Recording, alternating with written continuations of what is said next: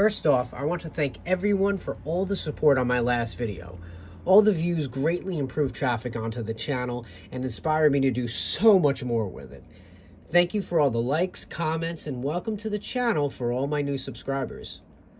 I wanted to make sure the next video felt like a successor to the last one, so I wanted to keep it Dragon Ball themed, but keep the tradition of multiple interests and turn to diorama work. Now, I wouldn't call myself a master at any of this diorama work, and truth be told, I've only been doing it for about 2 years now. However, in those 2 years, I've learned a lot. I've carved, I've sculpted, I've built, I've destroyed. I've rebuilt, I've repainted many times. As long as you keep improving, you're heading in the right direction. On to the raw materials and debatably the most important part of the video. I'd like to show off the base material for almost all my dioramas and accent pieces. Standard insulation foam. Yep, the same stuff you put up in the house. You can find it anywhere, Home Depot, Lowe's, etc. It's easily cut, carved, marked. It can be hand painted, it can be spray painted, and can magically transform to brick, concrete, stone, almost any natural surface or basic constructed surface you wish to replicate. You could buy yourself a 2x2 foot piece and handle one project at a time, or you could do what I do, buy yourself a whole 4x8 sheet and store it until you use it all up. Keep in mind, transportation may be an issue.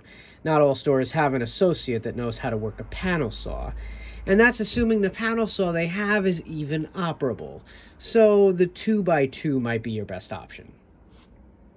Once that's out of the way, I'd look into your tools. Thankfully, there are a lot of options when working with insulation foam. You can stick to simple tools like sandpaper and hobby knives, or you can get into more efficient yet more dangerous territory with foam cutters and hacksaws. As for coloring your dioramas, you could hand paint, you could spray paint. I usually end up mixing and matching, doing a little bit of both. So for those of you interested in how to get started, or for a few that may just need a little more structure, I break it down into 4 different phases.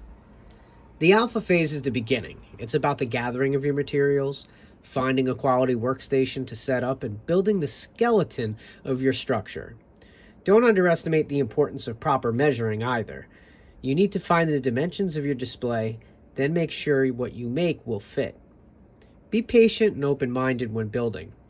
Once you have your pieces cut, you'll want to forge them together. Typical squeeze bottle glue works well, but it does take a long time to dry. Like hours. So you may want to set it and forget it until the next day. Spray adhesive works a lot faster, but can get everywhere if you're not careful. So that might also not be your best option. The beta stage is after your construction is complete. This stage is usually the most labor intensive, so once again, be patient. Put on some music and take breaks if you have to. Carving can be done in many ways. My favorite method happens to be a wired foam cutter, but you could get the same effect from a hacksaw and a sanding sponge. Hot knives and jab saws work really well. Just remember, be careful and mind your surroundings. After all your cuts are made, you move on to the gamma stage. One really cool upside here is, unlike most custom action figures, you could get away with using the cheap stuff on insulation foam. I love me a good hobby grade matte acrylic, but you end up spending more money for like half the can. With insulation foam, feel free to use your run-of-the-mill Krylon and Rust-Oleum. As long as you don't stay in one spot for too long or spray too close to the surface, the insulation foam will look fantastic. Same rule of thumb for the hand painting as well. You don't need hobby grade paints. The $2 bottle you got from Michael's or Hobby Lobby will do just fine. After your paints are done, you have the final stage of finishing touches. Some people like to clear coat their work, others use Mod Podge as an overall sealant. You can also add accent pieces, you can add lighting, the sky's the limit.